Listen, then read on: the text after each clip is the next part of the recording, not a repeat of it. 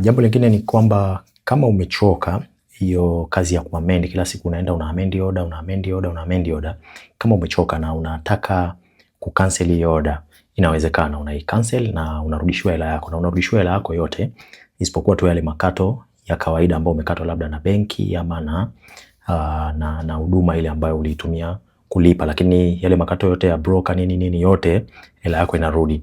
Na unawezaje kufanya hilo? Ni kwamba unawasiliana na broker wako, atakuuliza baadhi ya vitu, ama kuna baadhi ya vitu atakuomba ufanye ama uweze kumwandikia, then ukimwandikia official, basi ile order yako itakuwa cancelled na kutoka hapo hela yako yote itarudi. Kwa hiyo ikiwa kama labda umeona hiyo kazi ya kuamend kila wakati na nini imekuchosha ama umebadilisha mawazo, unaweza ukawasiliana naye akakusaidia katika hilo, na mwisho wa siku ukajikuta umerudisha ule muamala wako. Au unaweza ukabadilisha matumizi, labda ulikuwa umejaribu kununua NMB na ikakusumbua hapa na pale, ukaona okay, sio shida, ukaongea naye akazuia ile, akakununulia hisa zingine. Na maana utamwambia wewe mwenyewe labda nataka Nico au nataka labda Afriprice, na yeye atakununulia kwa bei ambayo ipo sokoni kwa muda ule. Kwa hiyo yote yanawezekana, na hapo ndio mahali ambapo utakuta kwamba unahitaji broker ambaye yuko active,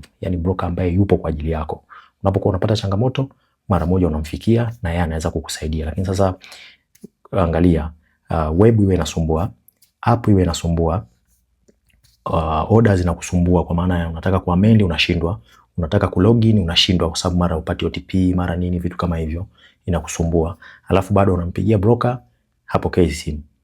Kwa hiyo unaona sasa ule umuhimu wa kuwa na broker ambaye yupo kwa ajili yako na yupo kwa ajili ya kukusaidia. Kwa hiyo ni muhimu sana katika hilo, hakikisha unakuwa na broker ambaye yuko responsible kwa ajili yako, sio yule tu ambaye yani hajali.